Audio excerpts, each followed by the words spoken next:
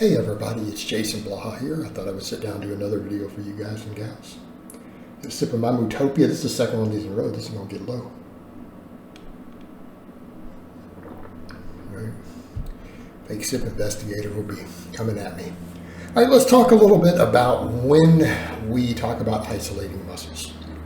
All right. I think one of the things that people are not grasping when it comes to the concept of muscle isolation, when we're picking a movement saying, hey, I'm trying to work a muscle hard, I'm trying to isolate a little more, we can take it too literally. And really, what does it really mean? If you say, hey, I'm trying to isolate a muscle more, the implication is that you want to work the muscle harder. You're trying to get more complete activation, recruitment of that muscle, okay? That should be the goal. Trying to isolate a muscle, because again, it's just a figure of speech. It's not literal because you can't literally do it. But the idea is because you want to activate it more, okay?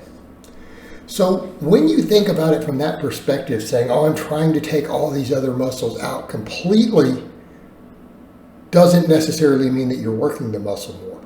Working the muscle more is working the muscle more, okay? Now, some people say, I don't understand, and that's okay. Let's say you're trying to isolate your muscles more, your pectorals a little more on the bench press, right? Do you go, well, I need to skip the lockout to isolate the chest more because that uses triceps? Okay, it's a nice theory, right? But is it true? No. All you're doing is doing a partial. You may be losing some of the muscle fibers of the pecs. Okay. Also, the triceps get more activation at the bottom than they do the top of a normal bench. Now, I'm not talking about when you're closed gripping to a certain thing. I'm talking about with a normal bench press, right? Nice, moderately wide grip bench. Your triceps are not necessarily stimulated more at the top than they are at the bottom. They're probably stimulated a little more at the bottom. They're put into a more lengthened position, more ability for those active cross bridges and mechanical tension being placed into a stretch position. Okay, see where we're going with this? You're not building more chest just because you skip the lockout. In fact, even though ideally the bottom is where we get the best chest activation, right? Because we have a lengthened position, we're putting the pecs in a stretch. Really, we do want a lot of our focus to be there. But there are muscle fibers of the chest that are only going to be worked near the top. It's going to be a very, very small amount. But do you see what I'm saying? You're not only not isolating the chest more, thinking you're taking triceps out, but you're not even technically, you may not be doing yourselves any favors for additional development. Now, you might be just as good there because you're getting that stretch. Okay. All right. That one's an easy one. How about let's talk about everyone's favorite muscle, the biceps, right? Every noob's favorite muscle. They want them big guns. All right.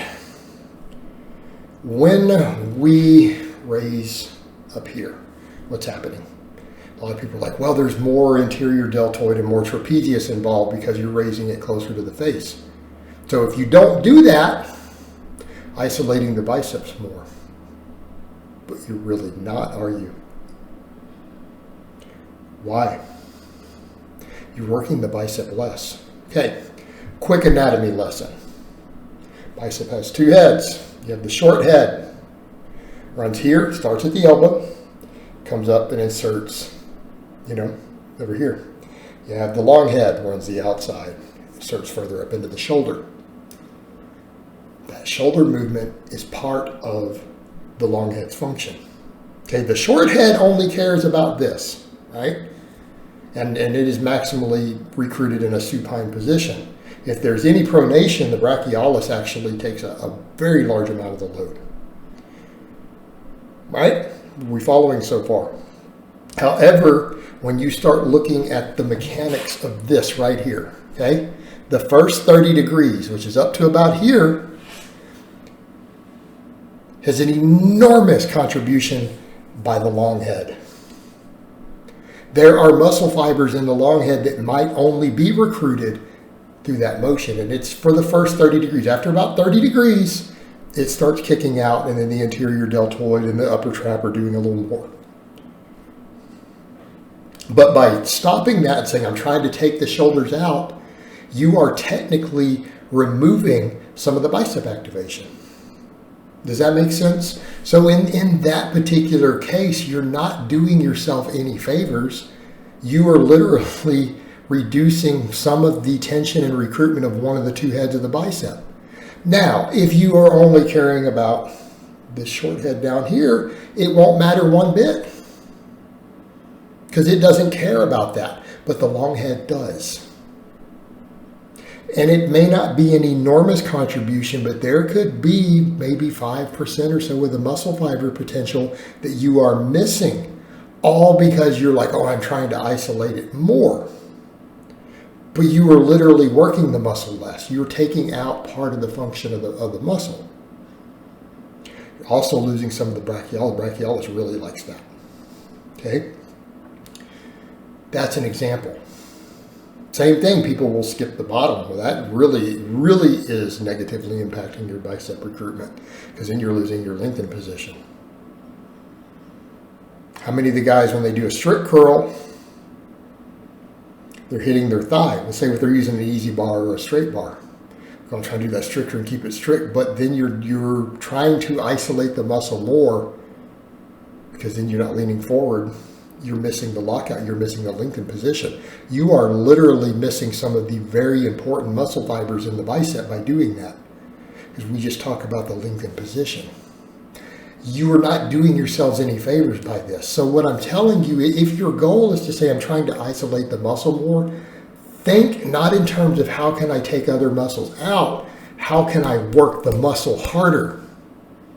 Working the bicep, for example, harder would be to come all the way down, lock the elbow, and to come up and get that 30-degree bend at the front also. That would work the bicep harder irrespective of how strict or loose your form is. So that's what I mean by trying to isolate a muscle in some cases can work the muscle less. So when you're thinking in those terms of saying, when I'm trying to isolate it, how can I work the muscle harder? And that usually means, how can I take the muscle through a longer range of motion? How can I subject that muscle to a tension through longer ranges of motion and movement that use and put tension on more fibers in that muscle? That's what we should be thinking of in terms of isolation. Okay? Hopefully that makes sense to everyone. All right, guys, well, that's really all I have to say on that today. I hope it's been informative, and I'll talk to you guys next time.